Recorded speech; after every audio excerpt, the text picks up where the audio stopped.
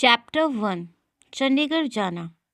रूही के पिता पर कर्जा होने की वजह से, जिस कर्जे को चुकाने के पैसे पास न होने की वजह से रूही और उसके घर वालों ने भागने की तैयारी की थी। इसमें कामयाब भी हो गए थे, पर रूही की दादी की पायल घर पर ही छूट गई।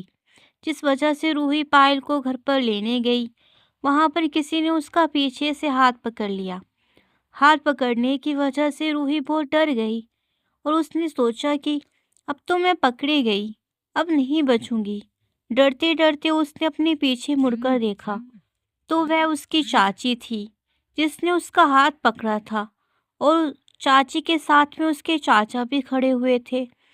अपने चाचा चाची को देखकर रूही ने थोड़ी सी राहत की सांस ली और उसकी जान में जान आई कि ये तो उसके चाचा चाची हैं, यह तो उसके अपने हैं, कोई गैर नहीं है।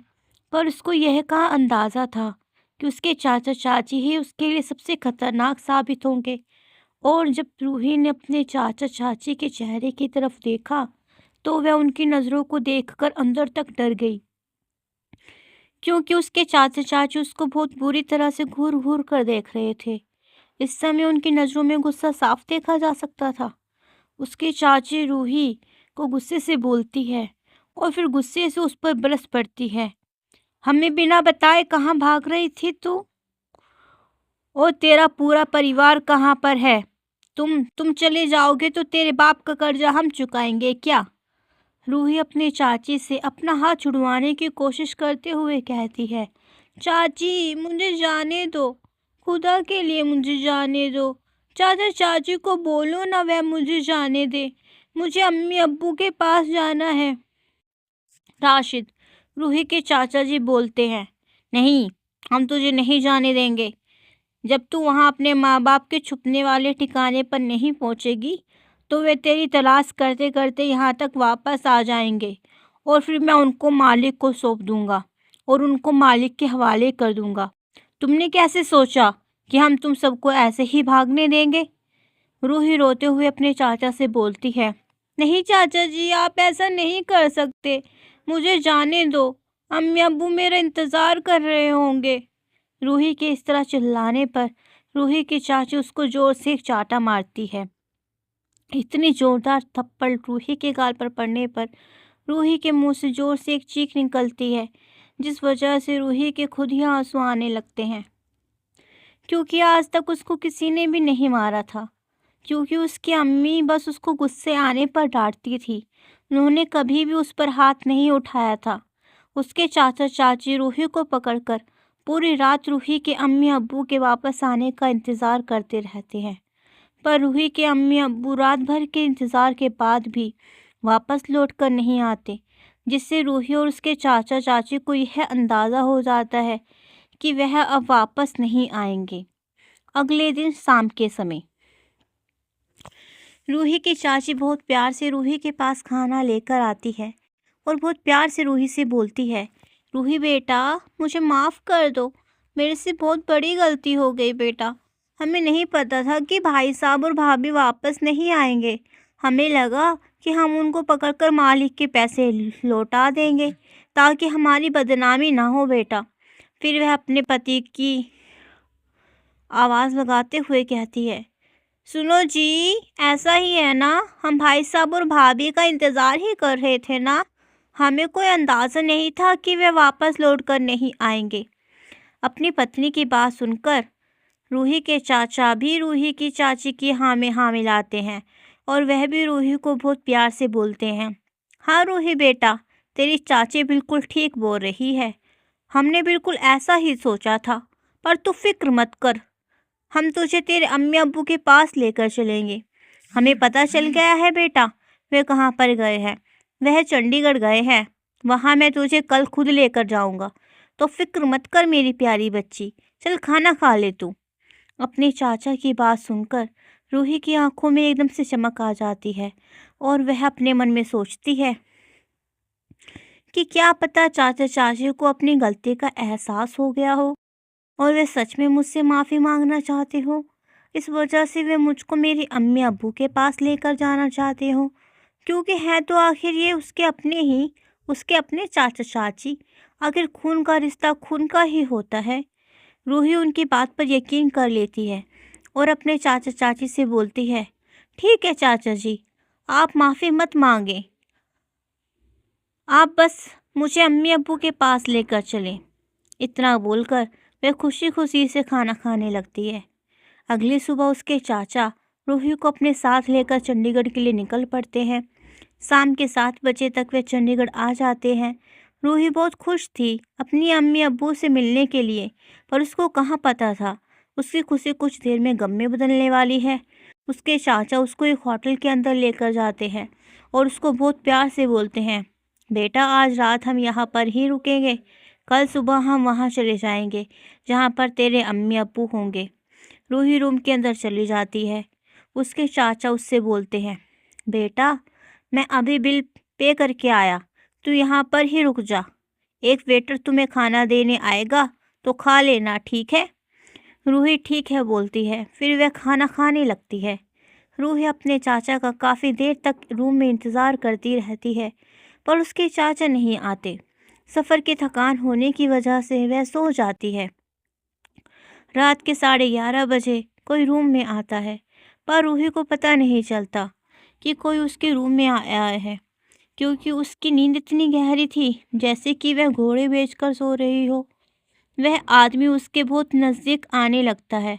वह उस समय शैतान की तरह नज़र आ रहा था। उसकी नज़रों में लस्ट साफ साफ दिखाई दे रहा था। उसके बहुत ज़्यादा नज़दीक आने की वजह से रूही की नींद खुल जाती है और वह आदमी उसके साथ ज़बरदस्ती करने की कोशिश करने लगता है। चैप्टर 2, काली रात और पहली मुलाकात।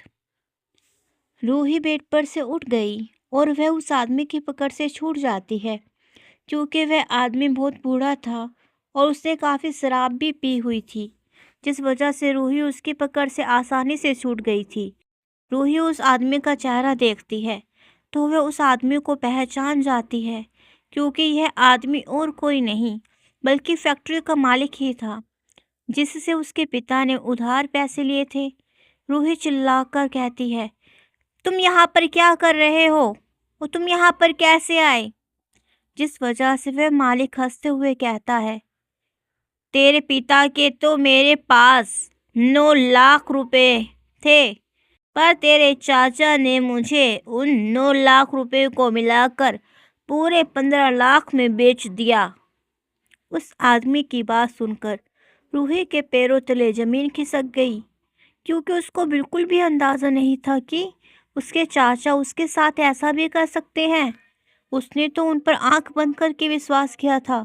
उसके चाचा ने उसको बेच दिया।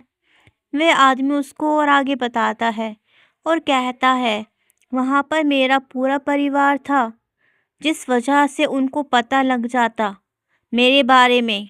इस वजह से मैंने तेरे चाचा के साथ हाथ मिलाकर तुझे इतनी दूर चंडीगढ़ में बुला लिया, ताकि किसी को कुछ पता ना चले।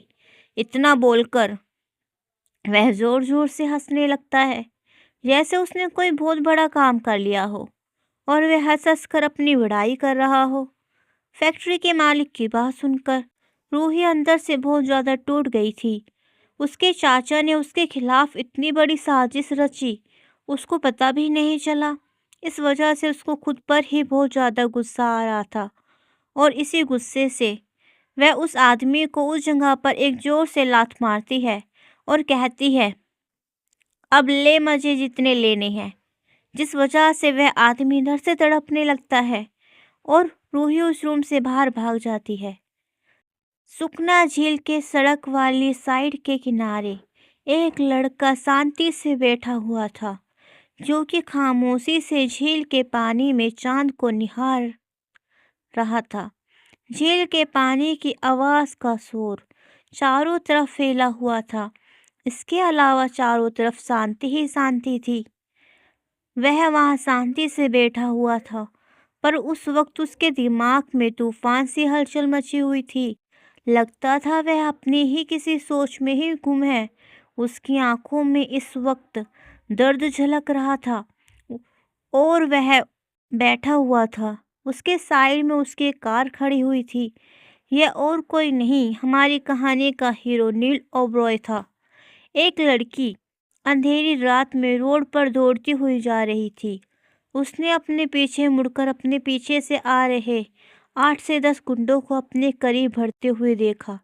तो उस लड़की ने अपने बिना सामने देखे अपने शरीर की पूरी ताकत लगाकर दौड़ लगा दी। वह इतनी ज़्यादा डरी हुई थी और दौड़ते दौड़ते उसकी सांसें भी फूल गई थी। इस वजह से वे रोड के किनारे खड़ी एक कार से जा टकराई। उसने हड़बड़ी में खुद को संभाला और अपने पीछे मुड़कर देखा, जिससे वह डर गई क्योंकि वे गुंडे अब उसके बहुत ज़्यादा नज़दीक आ गए थे।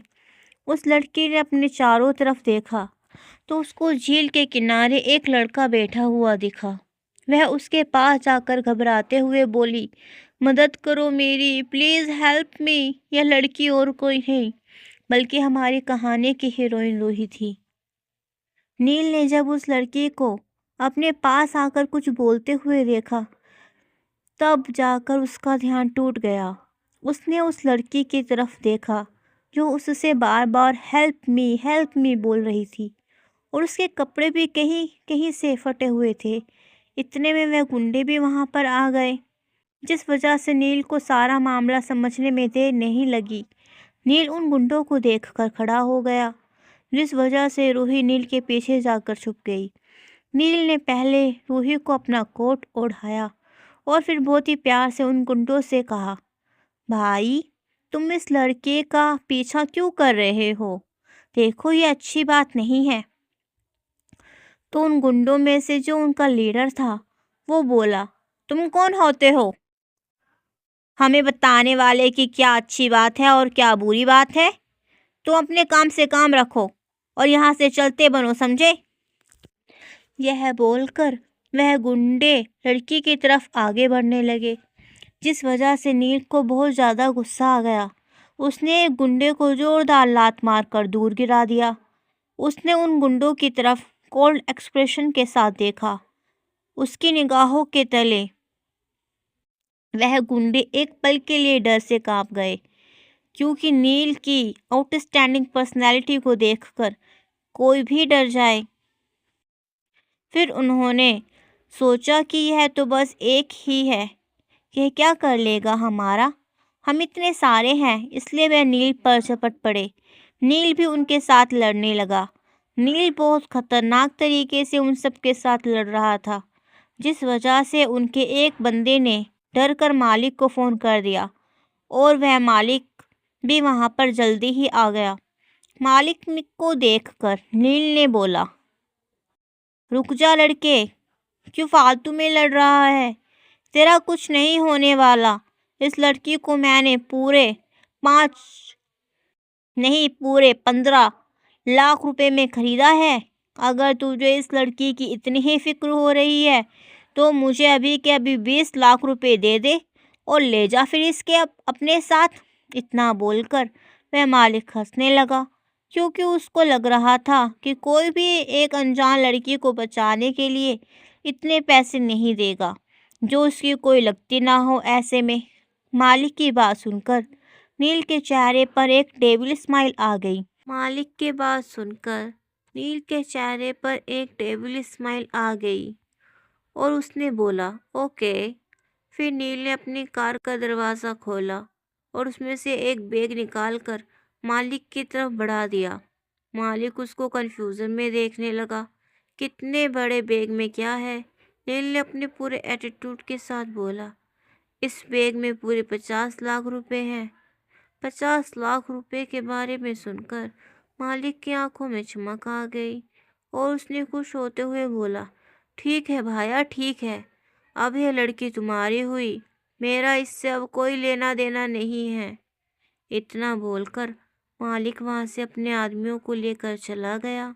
उन आदमियों के जाने के बाद नील ने रूही की तरफ देखा और बहुत प्यार से रूही से कहा, अब आप आज़ाद हो, पूरी फ्रीडम है आपके पास। अब आप अपने घर जा सकती हैं। मैं आपको आपके घर छोड़ देता हूँ। नील की बात सुनकर रूही के चेहरे पर दुख भरी मुस्कुराहट आ गई, क्योंकि उसका अब कोई घर नहीं था, जहाँ बचपन में वह पली बड़ी थी। जिस घर में वह इतनी बड़ी हुई थी, वह घर भी अब उससे दूर हो गया था। पूरी तरफ उसको ये भी नहीं पता था कि उसके माता-पिता कहाँ हैं। दूसरी तरफ उसको यह भी नहीं पता था कि उसके माता-पिता कहाँ हैं और किस शहर या गांव में हैं, जहाँ 2 दिन पहले उसका अपना घर था और एक पूरा परिवार था, जहाँ पर वह रहती थी, हँसती थी, गाती थी, जहाँ पर उसने अपना पूरा बचपन गुजारा था। वहीं अब वह बिल्कुल अकेली थी और एक अनजान शहर में थी, जिसके बारे में वह कुछ जानती भी नहीं थी। इसलिए रूही ने एक दुख भरी आह भरी और नील से कहा, आपका बहुत बहुत शुक्रिया मुझे उन गुंडों से बचाने के लिए और मुझे आज़ाद करने के लिए। मुझे कहीं नहीं जाना पर। उसकी बात सुनकर नील को लगा कि शायद मेरे से डर रही है, मैं भी इसके साथ वैसा ही कुछ ना कर दूं। और नील ने रूही की मुस्कुराहट के पीछे छुपा दर्द भी भाप लिया था।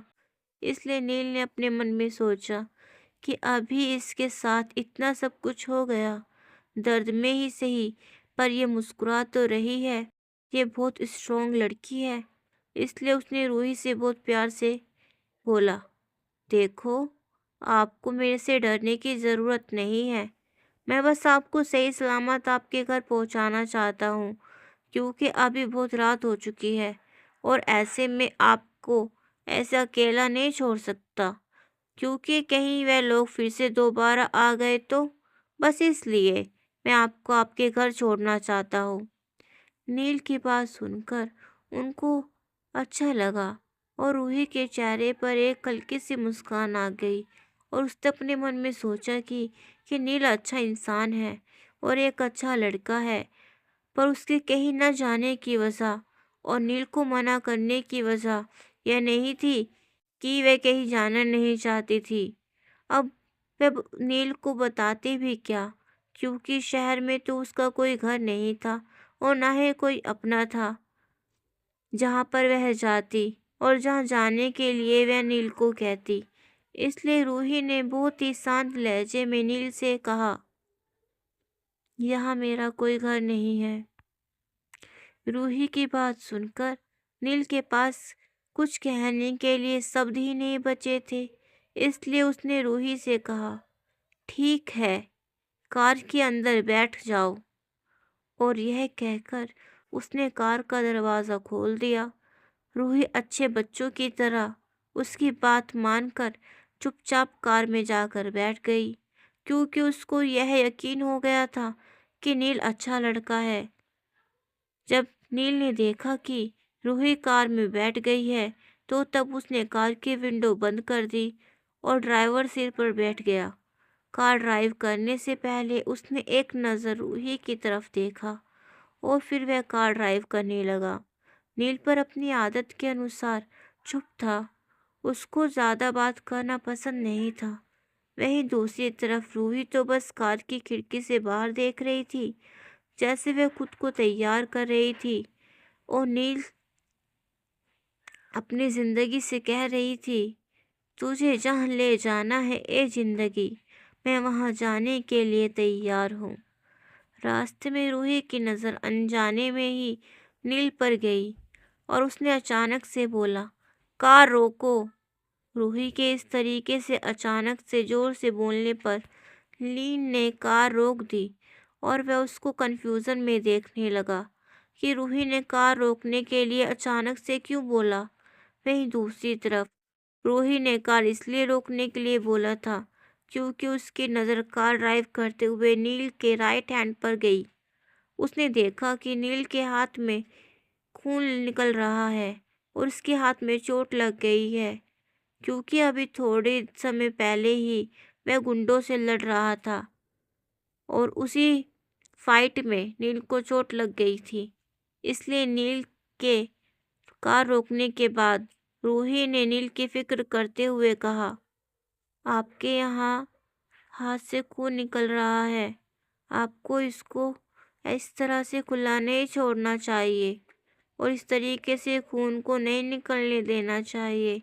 इसलिए उसने नील की फिक्र में नील का हाथ पकड़ा और जल्दी से अपनी चुन्नी का एक कोना फाड़कर नील के हाथों पर पट्टी बांधने लगी। नील इस समय बहुत ही ज़्यादा अनकंफर्टेबल फील कर रहा था और वह रूही को ना देखकर इधर उधर देख रहा था, क्योंकि आज तक उसके इतने क्लोज एक भी लड़की नहीं आई थी और ना ही उसकी किसी ने इतनी फिक्र की थी। इसलिए उसने अपने मन में बोला, कितनी प्यारी लड़की है, भोली भी है और सीधी सादी है, लोग अच्छे हैं। जो लोग अच्छे होते हैं उनके साथ ही हमेशा गलत होता है, लोग ये कहते हैं। जब रूही ने नील के हाथ पर पट्टी बांधी तो नील ने उसको धीरे से कहा, थैंक यू, और एक बार फिर से वह कार ड्राइव करने लगा। इस बार नील का ध्यान अपनी मंजिल पर था और इस बार उनकी कार सीधा अपनी मंजिल पर जाकर ही रुकी। यह मंजिल एक बड़ा सा बंगला था। कार बंगले के बाहर जाकर रुकी और वॉचमैन ने कार को देखकर बंगले का दरवाज़ा खोला। कार सीधा बंगले के गार्डन को क्रॉस करते हुए जाकर पार्किंग एरिया में रुकी। एक नौकर ने जल्दी से दौड़कर नील की साइड का दरवाज़ा खोला और नील कार से बाहर उतरा। उसने खुद जाकर रूही की साइड का दरवाज़ा खोला। नील को दूसरी साइड का दरवाज़ा खोलते हुए देखकर घर के सभी सर्वेंट हैरान हो गए, क्योंकि नील कभी कुछ अपने लिए दरवाज़ा नहीं खोलता था। क्योंकि नील खुद भी अपने लिए दरवाज़ा नहीं खोलता था।